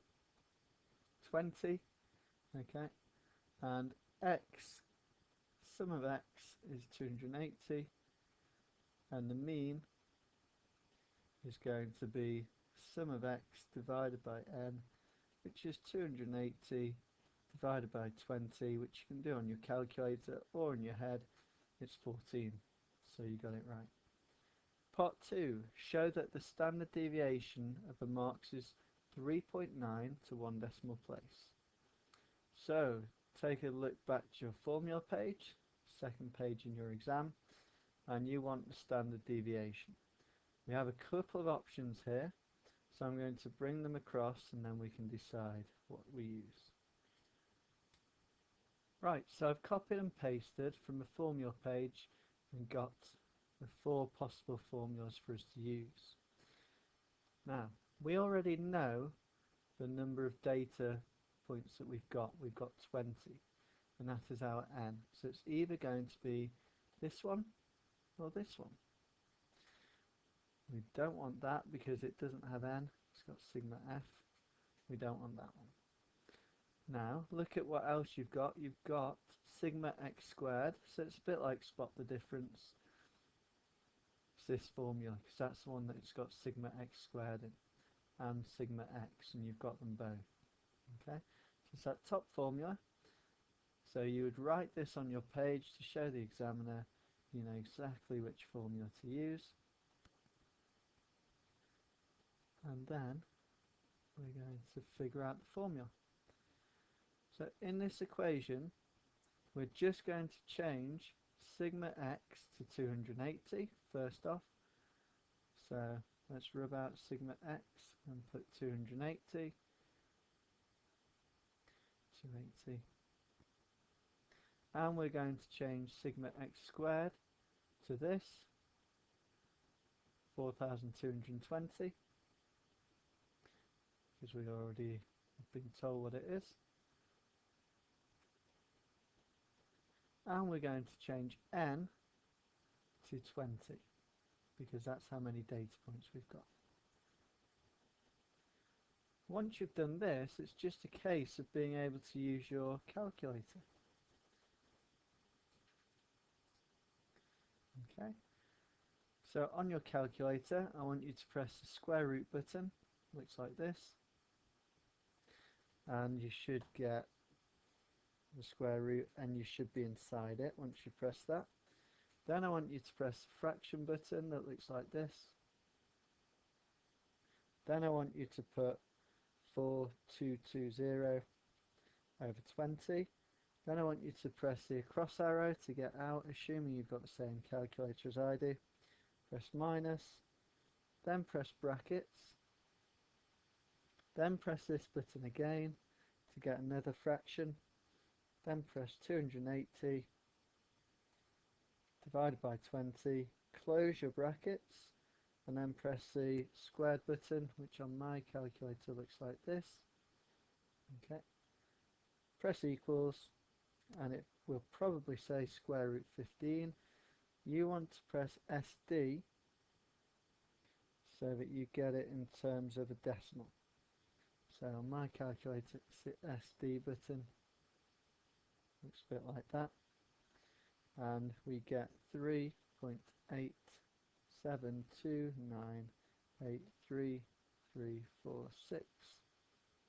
Okay, you might want to show that was root 15. Now we can round to one decimal place, and we get, because of a 7 rounding up, 3.9 to 1 dp. And guess what? That is what we were supposed to get. So this is a really cool question, because we know we've got it all right, because we got the right answer. So you should be quite happy when you get a show that. And that second part gave you 3 marks. Malvin got a mark of 12 in a figure skating competition. So his X value is 12.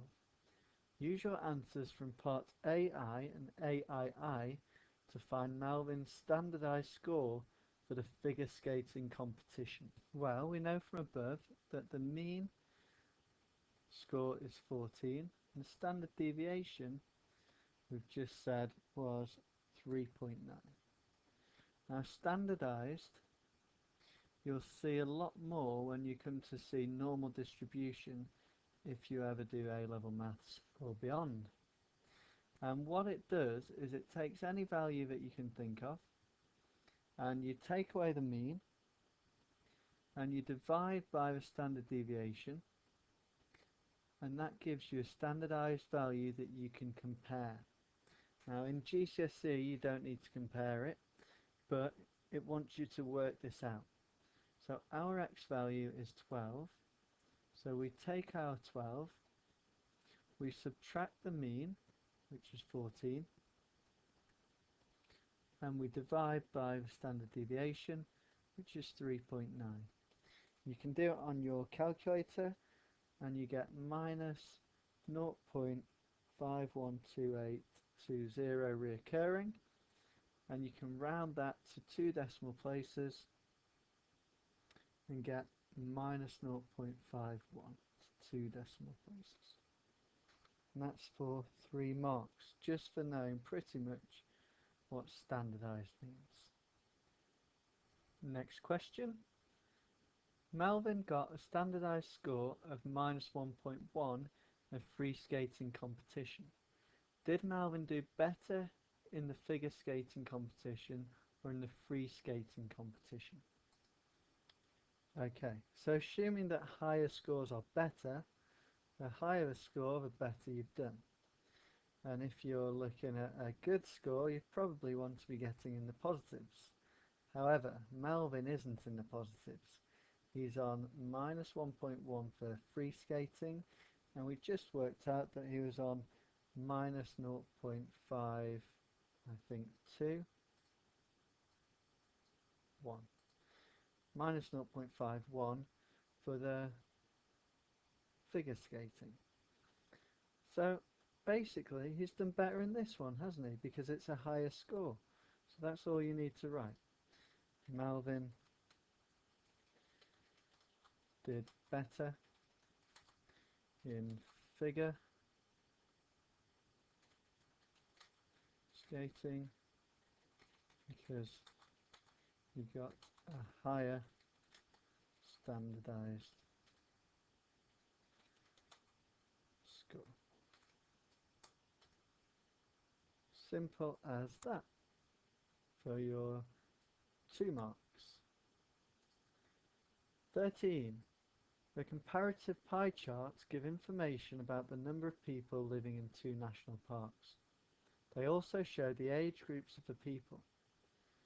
So on the left we've got people living in the Lake District, on the right we've got people living in Snowdonia, and we've got the different age groups as a key. Part A.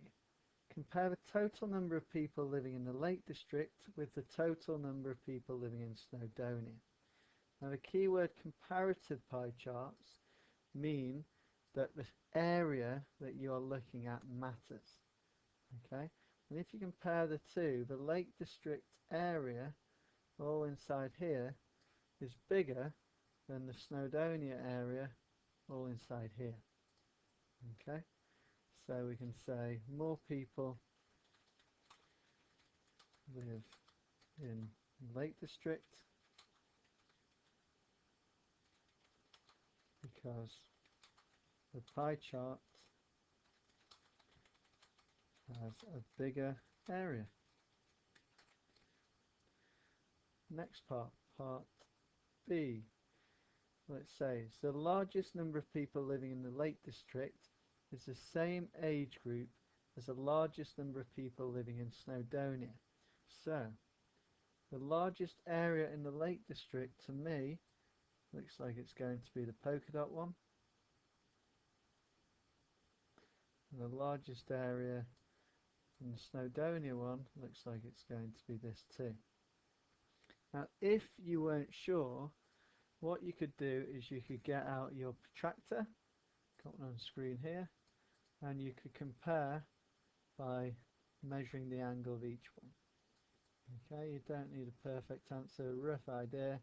That is around, let me turn it a bit, I can make it smaller, that's good. That is around 70 degrees. Okay, and the other one is more like 90 degrees. Let's compare over here in Snowdonia. So in Snowdonia, oh, you can actually measure like that. What we have is about 90 degrees. And for the other one, we have over 90 degrees. We've got almost 70 again. So very similar percent-wise. So the answer is the polka dot category, which is 40 to 59. So that's your answer. 40 to 59. Okay, moving on. Next question.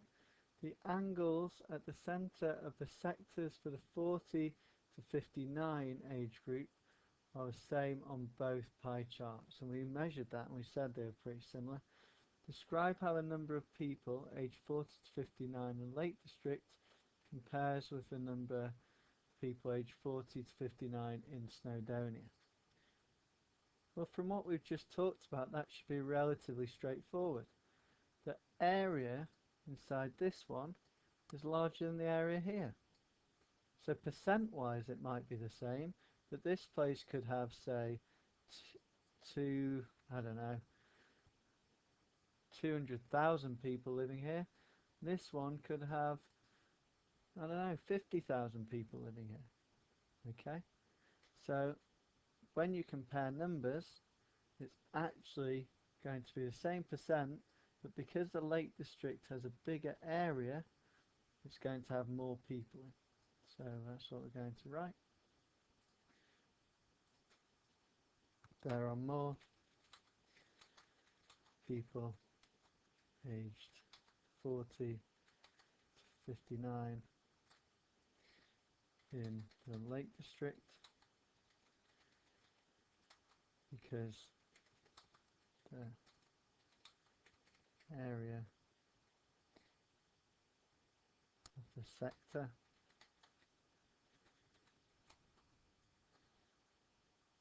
is greater than for in Snowdonia. Okay. And the sector, by the way, just basically means a piece of cake. So, like that. Slice of pizza, piece of cake, that's your sector, even if it's a massive piece that you've got. Okay? That's a sector, part of a circle. Question 14. There are 100 students at a music school. So we've got 100 students. 12 of the students play piano and violin only. 7 play violin and oboe only. 30 play piano and oboe only. 84 in total play the piano. 57 in total play the violin. Complete the Venn diagram. Now, Venn diagrams are really cool because what you can do is you can say, right, I'm going to draw a circle. Anybody who likes Breaking Bad is going to be involved in this circle. Okay, so if you're in this circle, you like Breaking Bad. Let's just say BB for Breaking Bad. Then you could also say, right, I'm going to do a new circle, and this new circle is for people who like, I don't know, table tennis. Okay, so table tennis. Now, if anyone in here liking table tennis also likes Breaking Bad, then you've basically got to cut that person in half. And you don't want to do that. It's got nowhere to go. So what you need to do is you need to think, well, people could like Breaking Bad and table tennis. So this guy who had nowhere to go can now go in the middle, okay, in the overlap. And if you had a third circle, you've got to give all the options because he could be in all three. I don't know what that could be. You can make it up. Likes maths, maybe. Okay? If you like all three, table tennis, Breaking Bad, and maths, you're in the middle. If you were in the section here, M for maths, that's Breaking Bad and maths, but not in the middle, that means you don't like table tennis, but you like Breaking Bad and maths. If you're over here, you're not in Breaking Bad, you're not in maths, so you just like table tennis. If you were here, you like maths and table tennis, but not Breaking Bad, because you're not in the Breaking Bad circle. Okay? Hope that makes sense about what a Venn diagram does. Now we can use that information to try and answer this question. So, 12 of the students play piano and violin only. Okay? So piano, violin, they're going to be in here, these guys. So we put a number to say how many people we've got in there. And we've said we've got 12. Okay, so 12 goes in there. We can tick that off because we know we've answered that bit. 7 of the students play violin and oboe only. So 7 of the students are in that category. Okay, so we can put number 7 there. Nice and simple. Can tick that one off. 30 of the students play piano and oboe only in this area. Okay, so we're going to write 30 in that section. And tick that one off. 84 of the students in total play the piano. Now this is where it gets interesting. This whole circle is about the people who play piano. And that whole circle has to have 84 people in. But guess what? we can't just put 84 in the space here, because that would mean 84 people like just piano, plus 30, plus 32, plus 12 who play piano in total. So that's not going to work. Instead, the total of that circle has to make 84. So we have to do 84, and we have to take away 12, we have to take away 32, we have to take away 30. And you can do it on your calculator or in your head. I'm going to do it on my calculator, to be honest. 10. So actually there's 10 people who like piano or play piano on its own. And if you add those up, lo and behold, you get the total 84 that we required. Okay, the 57 bit. 57 of the students in total play the violin. So I'll do this new circle in green. These guys who like playing the violin have to add up to 57. So we're going to do what number, what mystery number. I'll do it a slightly different way to last time, just to help you if you didn't like the last way. What number do we need to add to these? So we're on 7, add 32, that's 39, add 12, that's 51. What do we have to add to 51 to get to 57? Well, we have to add on an extra 6. Okay, so 6 is the number that goes there. Last part, we need the oboe. Okay, now notice there's 0 people outside the circles, and we know that in total they add up to 100. So all we're going to do is we're going to take 100 and take away all these values. On your calculator, just because it's easier, 100 minus 10 minus 30 minus 32 minus 12 minus 7 minus 6. 3 people left who just play the oboe. Okay, and that gets you 3 marks. One of the 100 students is picked at random. Write down the probability that the student plays the piano and the oboe. Now because it's out of 100 students, then it's going to be out of 100, because that's how many students you're picking from. So piano and the oboe, let's have a look over here.